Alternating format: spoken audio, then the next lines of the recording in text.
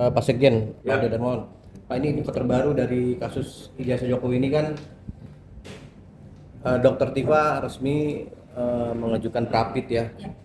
Nah, itu gimana menurut kacamata Pak Ade Darmawan sebagai advokat peradilan satu ini? Ya, jadi kalau terkait Bu Tifa melakukan upaya hukum itu hak.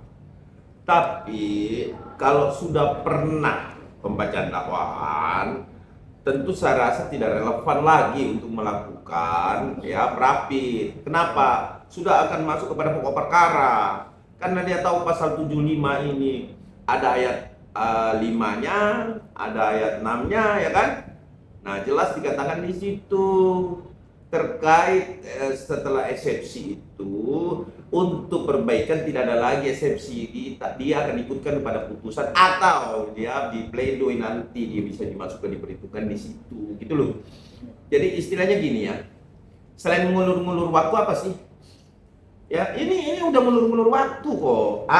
Atau ada dua nih, mengulur waktu dan takut menghadapi pokok perkara. Selesai, lihat itu, nggak perlu dipoles kemana-mana lagi. Artinya oh ini upaya hukum, iya ngerti segala sesuatu yang tidak ditulis, yang tidak dilarang bisa dilakukan kecuali ada larangan pada aturan dan perundang-undangan. Namun secara etika berperadilan kan ini sudah mau masuk ke pokok perkara. Apa sih katanya punya bukti, katanya punya segala sesuatunya, bisa mengcounter bukti-bukti yang 702 dan lain sebagainya dan lain sebagainya. Loh kok sekarang malah rapid?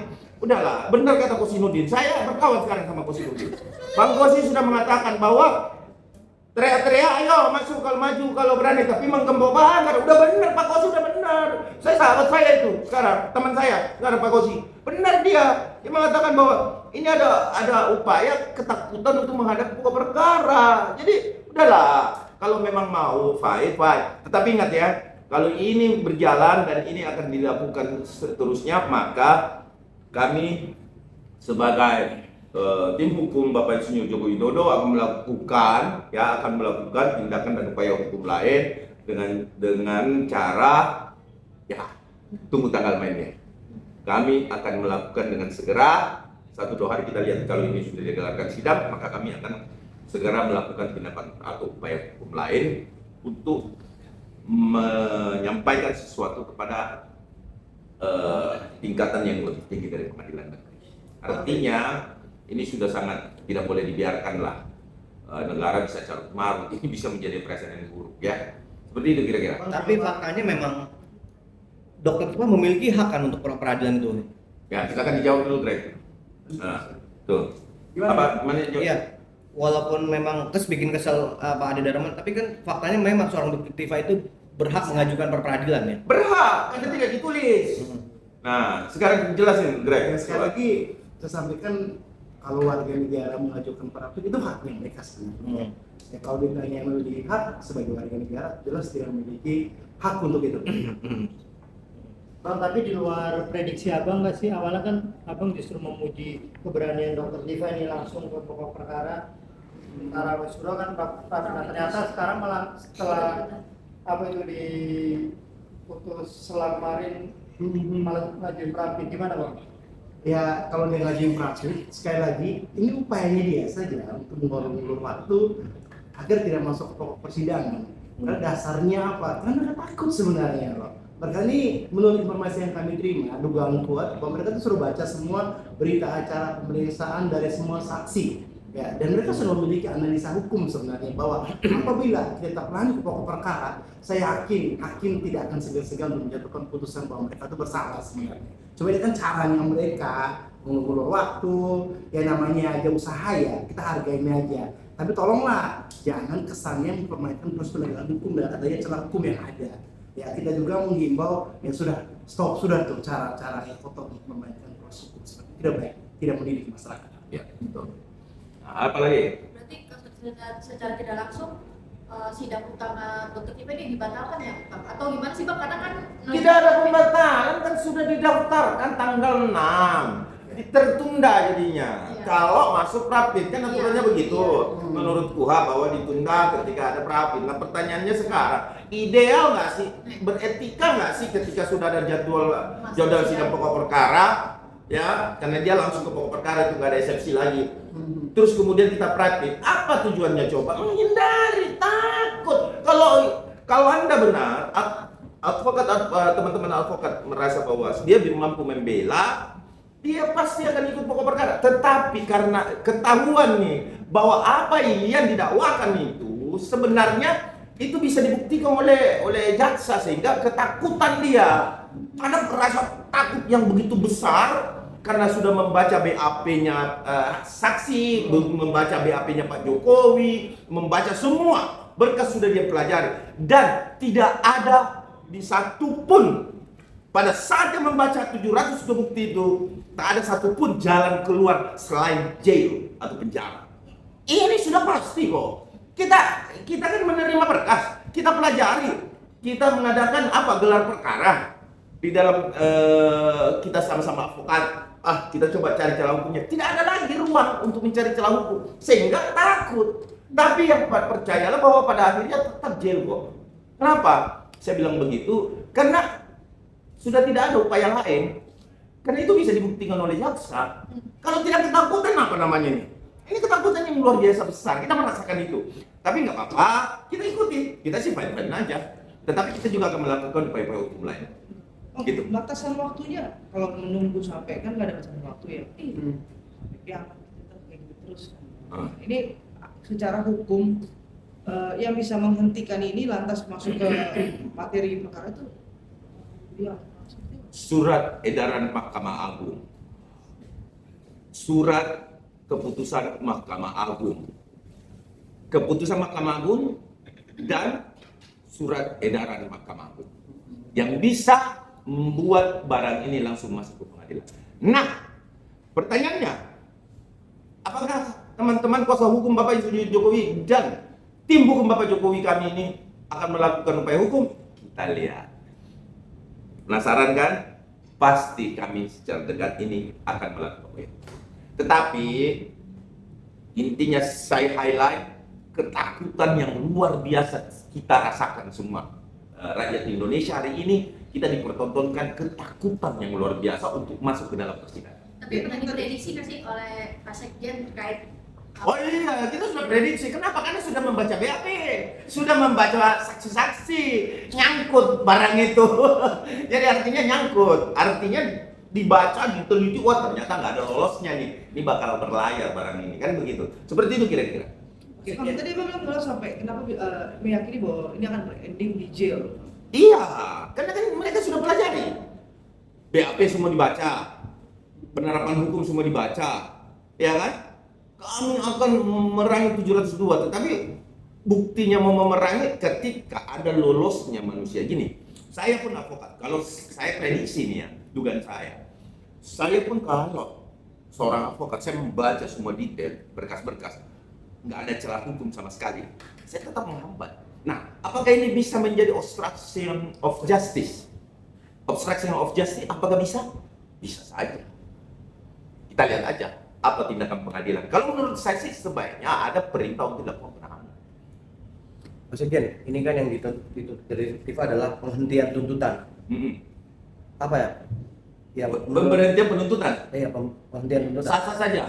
Mau berhentian penuntutan, mau pemberhentian berkas, mau pemberhentian hakimnya diberhentikan, mau pemberhentian Mahkamah Agung, mau pemberhentian Bapak Prabowo Subianto, mau pemberhentian Wakil Presiden, semuanya sah saja sepanjang itu sesuai dengan koridor hukum. Ini kan tetap juga mengajukan setelah putusan selatnya diterima ya. Apakah memang angin segar untuk seorang Difan dalam rapid ini nih menurut Mas Sekjen? Apa ya? Angin segar. Angin segar. Karena kan Ketakutan. kan dia melihat ada wah peluang nih, gua kemarin diterima nih, eksepsi nih, lanjut ke rapid mungkin ada angin segar itu. Bukan ketakutan. Ini tindakan ketakutan, scared. I'm scared. Saya takut nih. Kenapa? Realitasnya nggak ada celah dari berkas yang mereka baca. Paham ya?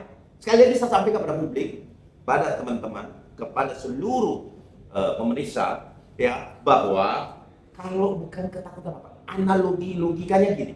Berkas sudah dipegang dan dipelajari. Kita sudah tahu bahwa merek mobil yang akan dijual ini spesifikasinya 2000 cc. Padahal kita maunya ini 1800 cc. Tapi kita udah tahu ini 2000 cc. Mulai dari gambar, mulai dari bukti ya, mulai dari ban, merek ban, semuanya sudah terukur. Nah, pertanyaannya, masihkah kita mau berharap 1800 cc? Ini analogi gampang kok. Analogi gampang. Nah, bagaimana caranya?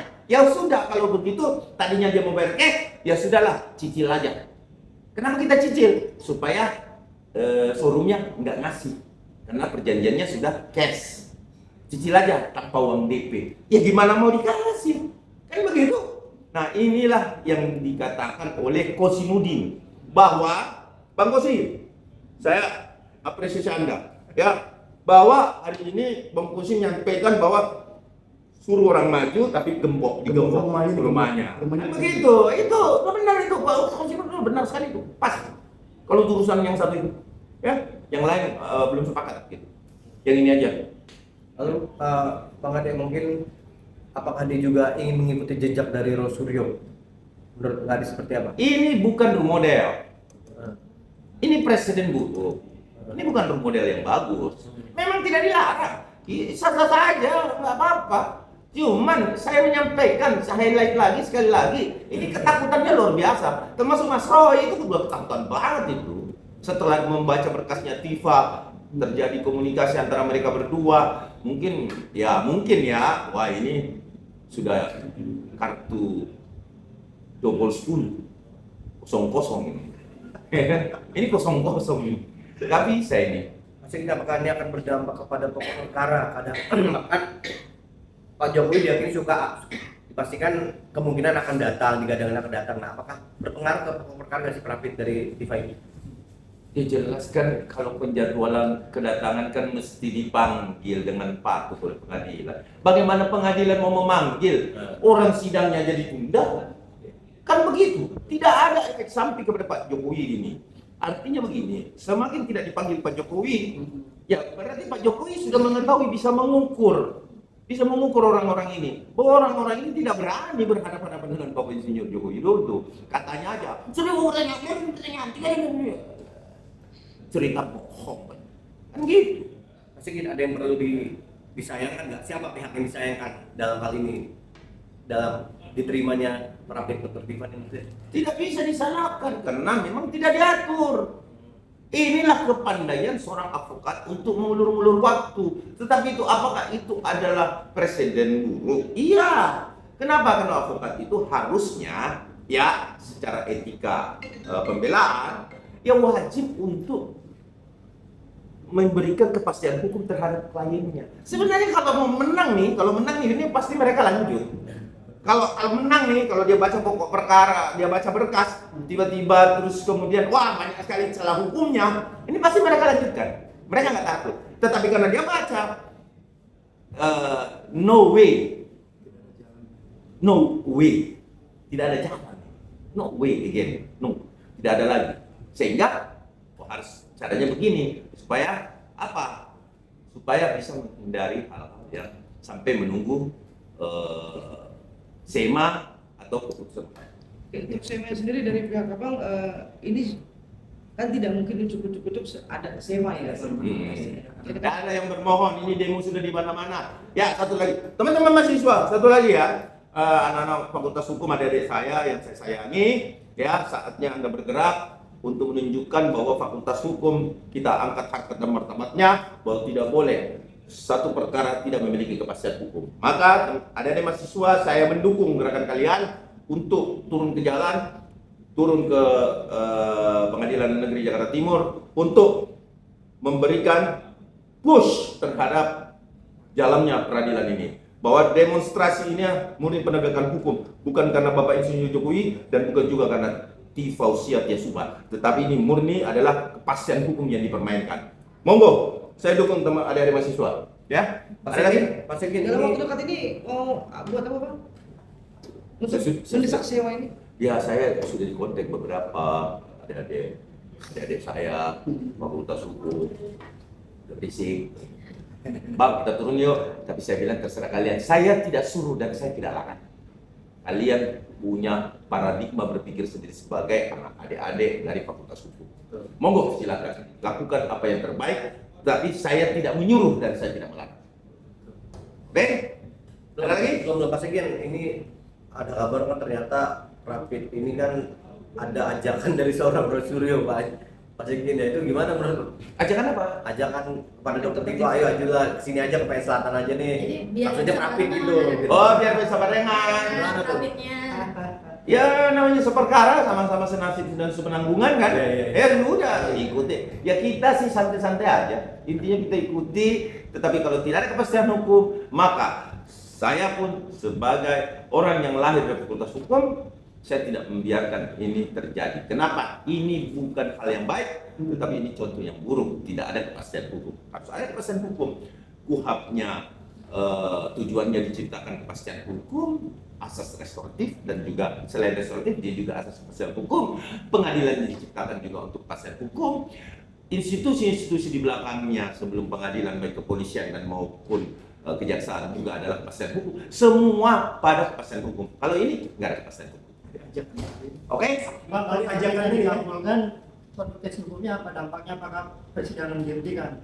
Kalau Tidak ada dampaknya. Tunggu menunggu berapa pasal. Gampang ukurnya. Ada berapa pasal? Ada beberapa. Ya paling 8-9 kali sih. Tetapi kan itu tidak itu kan bukan presiden baik. 8-9 kali itu kan. Artinya dicicil parsial begitu sebenarnya tidak boleh kan. Tetapi kalau itu pun dilakukan kan tidak larangan. Jadi saya rasa paling mentok 9. Kesimpulannya apa nih Pak Sekjen, menurut Pak Sekjen untuk Roy dan Dr. Diva dalam sama-sama Rapid, apa kesimpulannya menurut Pak Sekjen ini? Kesimpulannya adalah takut.